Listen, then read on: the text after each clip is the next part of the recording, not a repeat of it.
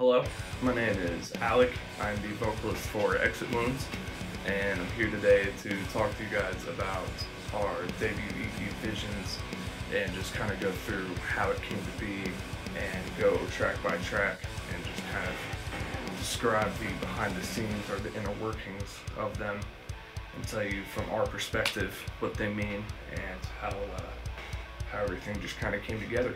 So it all started right here.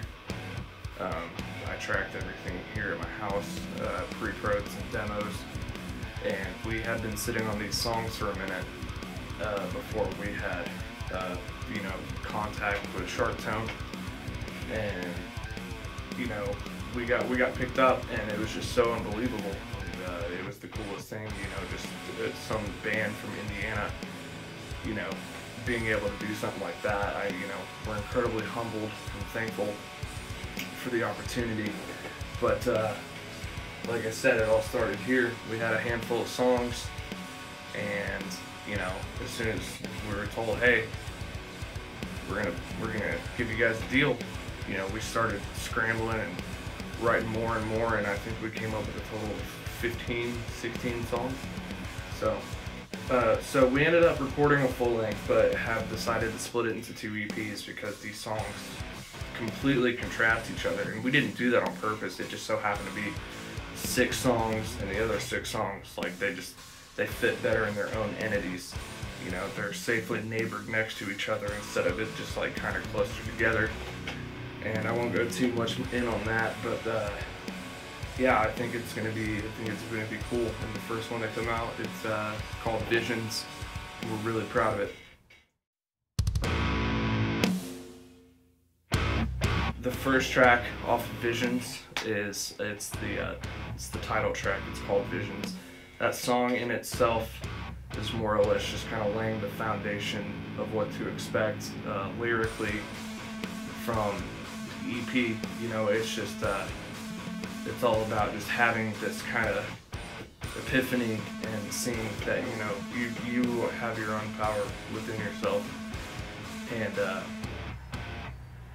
and sometimes it's kind of scary to abandon any sort of faith, and that's where it lyrically drives. And it's just an intro. It's just here to let you know what you're about to get into. Hades is the second track on the EP. This one, it's loosely ran off of Greek mythology kind of thing, but it's more or less, about my story with faith and all that stuff. So essentially, I was born and raised Christian, but over time, there was just a lot of fallacies that I saw within, the Word of God, and there was a lot of things that I just started to not agree with. So Hades is kind of a reflection of this internal battle between, the guy on this shoulder and the one on this. And it's just essentially just my way of saying I think I'm ready to abandon this, and I think I'm ready to move forward and be my own person, because I personally don't feel like you need faith to be a good person. And I'm not knocking anybody that practices it, so long as you're cool and you're chill and you let people live their lives. There's no issue. This is just how I feel about it. So.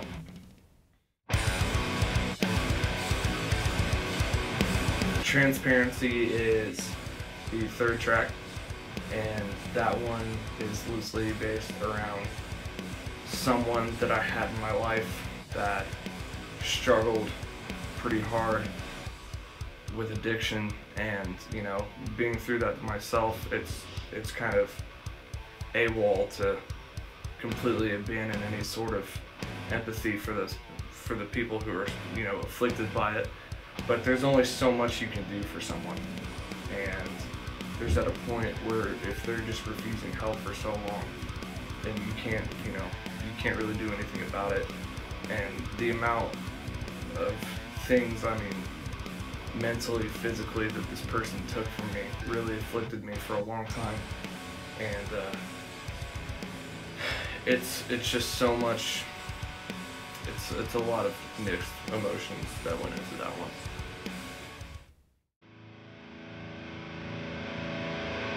Medusa, that one is another song that's loosely based on mythology, as you can probably tell by the name.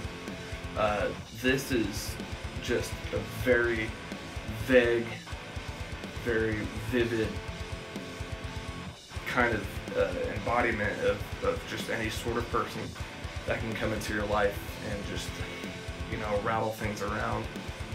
It's a good way to embody feelings within pretty much any relationship that's, you know, causing you any sort of distraught. And, you know, it's just, you know, Medusa is the one that turns you to stone. I'm sure everybody has felt like they've had that person is in their life where they physically weigh them down, or, you know, they get reeled in and it doesn't end up being any good news. But I feel like that Medusa is probably one of the most relatable songs, just because it's so widely perspected. And I really enjoy that one. I think it's one of my favorites, to be honest. So.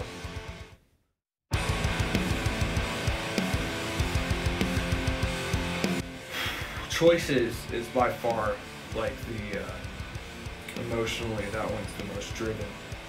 You know, like I said earlier, I did, and it was short-lived, but, you know, I struggled with my own addiction, and, you know, in perspective, it wasn't as harsh or as long or as detrimental as most people have to deal with, but it did severely impact my life. And essentially, it's almost like a narrative of that time in my life. You know, I was making a lot of bad choices, and I was doing a lot of bad things, and my life was just heading in a place that it shouldn't have gone. And I just kind of documented those thoughts, and you know, it took a long time for me to be able to kind of process the emotion, what it was, and what that point in my life was, and be able to, you know, put it into a song and make it, you know, something that maybe anybody could listen to, and maybe anybody could just hear it and it could resonate within them. So. The final song on the EP is Scarce, and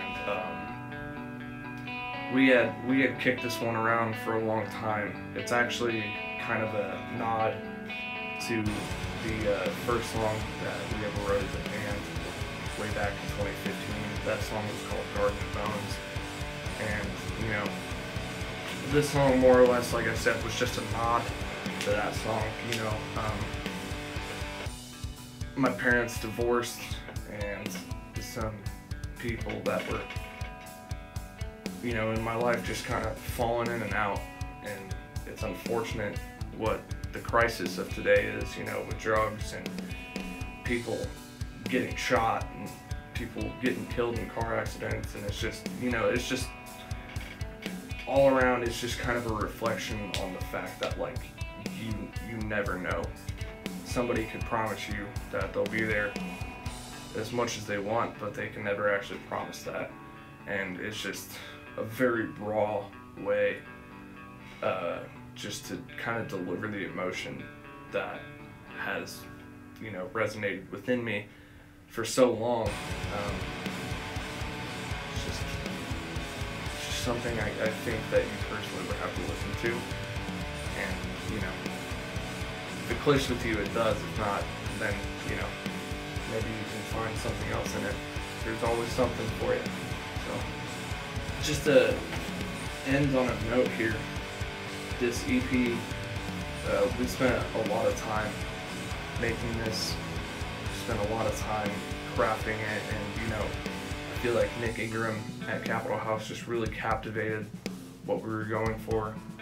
We did everything live, we did everything as raw as we possibly could, we did everything in our power to just make it as genuine as we can. You know, I feel like there's a lot of gimmicks and stigmas to bands nowadays, and, you know, we're trying so hard to flee from that.